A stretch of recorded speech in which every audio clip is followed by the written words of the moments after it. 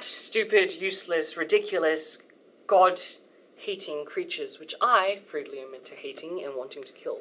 They are the panda, that ubiquitous, fat, black and white, cat-like thing that has everyone's hearts and minds fixated. But in reality, do pandas really deserve to live? They are a creature which sleeps 21 hours a day, has to eat their own body weight in bamboo to sustain themselves because even though they are herbivores, they have the body type and body mass of a large carnivore. And as if that didn't get any worse, they are a creature which God designed to die and go extinct because a male panda's fully grown erect penis is only 3 inches long, whilst a female panda's vaginal tract grows to a minimum of 5 inches long. Do you see the size discrepancies? It's like God made this animal and put it on our planet to remind us that, you know what, guys, sometimes these things are meant to die. In fact, humanity is probably the sole reason as to why pandas exist today. Had we not been obsessed with everything cute, new, hip, chic, and rare, they would be dead. But you know what? Pandas aren't really all that bad. They've just come to represent everything in my mind that takes media attention away from dying people. I'll give you an example. Recently, a drunk hoe drove into a tree, and suddenly, millions of newspapers across the world refused to put anything on their front covers apart from her. Her name was Lindsay Lohan. She drove into a tree. She has been in court, I assume, several times for drug possession charges. She went through a lesbian phase where she went out with a transgender DJ called Samantha Ronson, and for some strange, bizarre reason, we as humanity were fixated on Lindsay. Fixated on her lesbian escapades, fixated on how she broke down in court crying, fixated on the fact that she wrote F.U. on her nails. And I like to think to myself, why?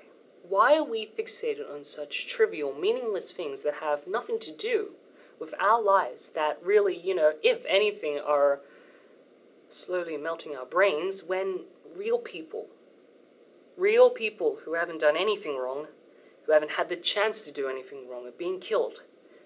Today, on the streets of Darfur, hundreds of people will die. The latest victim of a genocide that has for the last 4 years been suppressed by a blanket of soft news, panda stories, and Lindsay Lohan. Also, today, Lindsay Lohan will most probably get drunk, flash the press a photo of her crotch, and verbally abuse a waiter. But the sad, sad thing is, Lindsay Lohan's verbal abuse and crotchless photos will probably get more media attention than those poor dying people in Darfur ever will. In case you think that maybe I'm being a little dogmatic, in case you think maybe I'm being a little mean to Lindsay Lohan and to the poor pandas, I'd just like to remind you one thing.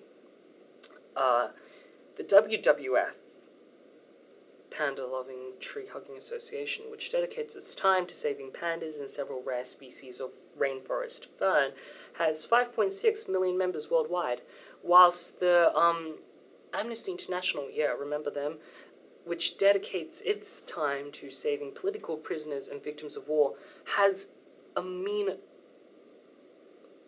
very, very small, in comparison, amount of 2.2 million members worldwide. So you may be wondering, why is it that so many people spend their lives dedicating their time to saving plants and pandas, when so few are spending their own time to try to help fellow human beings who are being raped and killed and maimed for no apparent reason?